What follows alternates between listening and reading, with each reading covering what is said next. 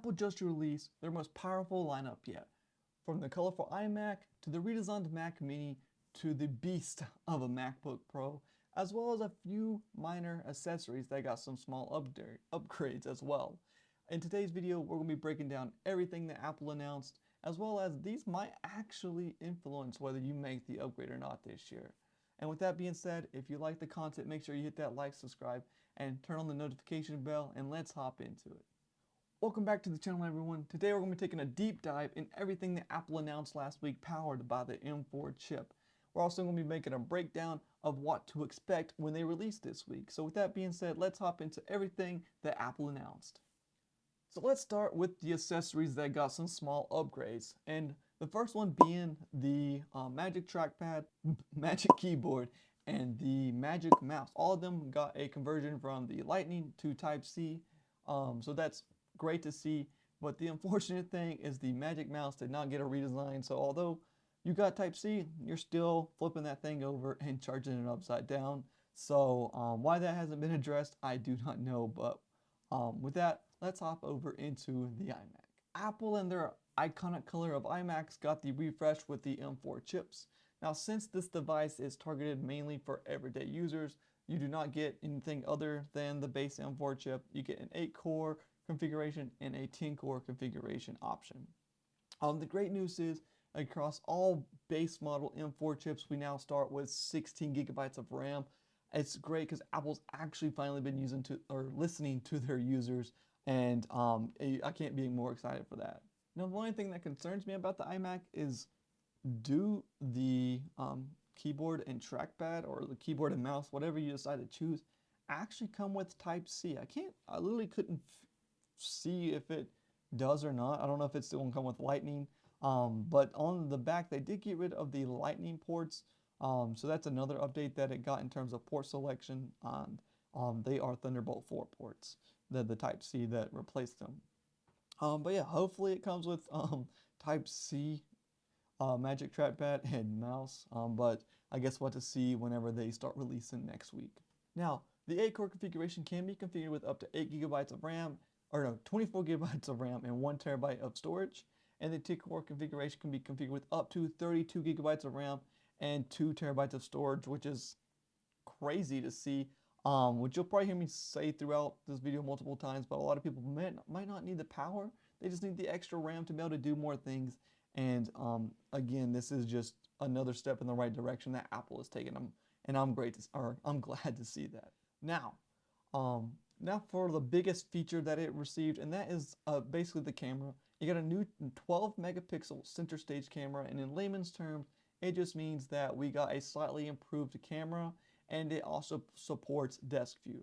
So with desk view, you're able to maybe be drawing while you're in a meeting or FaceTiming someone, and you want to show the desk of maybe what you're drawing, or maybe you're in a meeting and you want to show a diagram you've been drawing out that's not on your computer. You can simply activate the desk view, and it will just point down to what you're drawing instead of having to like pick it up and show it to the camera and rotate it and all that jazz. So that is a cool new feature that is coming to the iMac. So let's hop into the all-new redesigned Mac Mini. So to start, it's really just a Mac Studio shrunken down. It's 5x5 in terms of width and length, but it's 2 inches tall. So actually it's very small. So it comes with the same 10-core M4 chip that the iMac received, same configuration options, but it can be configured with up to a 14-core M4 Pro chip. The 10-core M4 configuration option comes with 2 Type-C USB-C ports, an audio jack on the front, and then on the back we get 3 Thunderbolt 4 ports and a gig Ethernet port that can be upgraded to 10 gig Ethernet. So on such a device that starts at $599 and you can get up to a 10 gig Ethernet port, crazy. Now for the M4 Pro chip, we have a 12-core CPU, 16-core GPU, and a 14-core CPU, 20-core GPU option. It starts at 24 gigabytes of RAM and is configurable with up to 64, which is just kind of crazy on a device like this. Some people don't need more power; they just need more RAM to be able to do more things. Now for the Thunderbolt ports, they are Thunderbolt 5 versus the Thunderbolt 4 that you get on the base model chip. So that's something that you need, take that into consideration, and can be configured with up to 8 terabytes of RAM. So again, it's actually a really nice redesign, and I do think this is the best bang for your buck because it starts at $599. And if you're needing to make sure if the M4 base model chip versus the M4 Pro chip meet your needs, make sure you sub up because I will be testing both of these options. Now let's hop into what everybody's been waiting for, the MacBooks. So to start, the MacBook Air unfortunately did not receive an update in terms of the chip, but it did get a minor one in being that all models start with 16 gigabytes of RAM, and that's just a huge win for all of us. Now, let's get to the MacBook. So the MacBooks actually have the option for all chips, just like we have with the M3. So you can get the M4 base model with 10 core, the M4 Pro, and the M4 Pro Max. Now, like the other devices, the M4 and M4 Pro options and configurations are the exact same. But in this, with the M4 Pro Max, we do got a couple different configurations. So with the base model M4 Pro Max, we have a 14-core CPU and 32-core GPU, and then on the 16 or for the higher end, we have a 16-core CPU and a 40-core GPU configuration. Now, the interesting part I thought about the 14-core configuration is that it only has 1 gigabyte or 1 RAM selection. That's 36 gigabytes of RAM. There's no in between, no plus or minus. Unlike last year with the M3 Pro Max, we could get 36 and 96. So they completely moved that configuration option. Why? I don't know why. So if you know what the logic behind that might be, drop it in the comments below. But now, for the 16-core CPU option. So it starts at 48 gigabytes of RAM and can be configured with 64 and 128 gigabytes.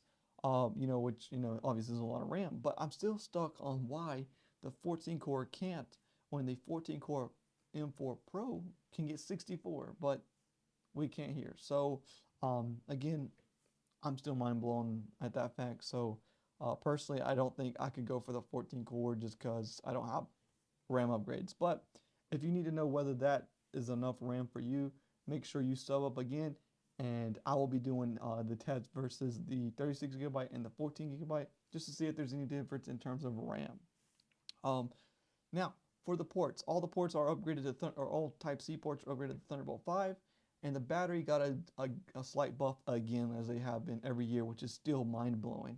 So on the 14-inch, we got 22 hours versus the 18 hours that the M3 had, and on the 16-inch, we get up to 24 hours versus the 22 hours that the previous M3 generation had.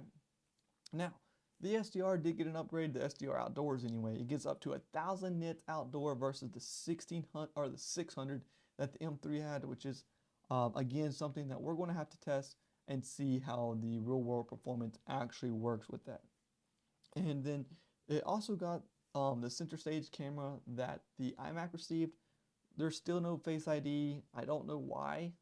Again, like on a Windows device, I love Windows Hello, just being able to open and boom. And iPhones have the best Face ID in my opinion. So just being able to open up my laptop and not have to touch it. Maybe I can't touch it at the time or something. Again, I'd love to see it, but unfortunately it's not here. There you have it. Apple's all new M4 lineup. Something for everybody. Is there anything calling your name in particular that you plan on upgrading to? Let me know in the comments below. And if you found this video helpful at all, make sure you like, sub, and turn on that notification bell so you can stay tuned for the tests that are going to be upcoming in the video or upcoming videos in the future. And with that being said, thanks for tuning in, and I'll see you in the next one.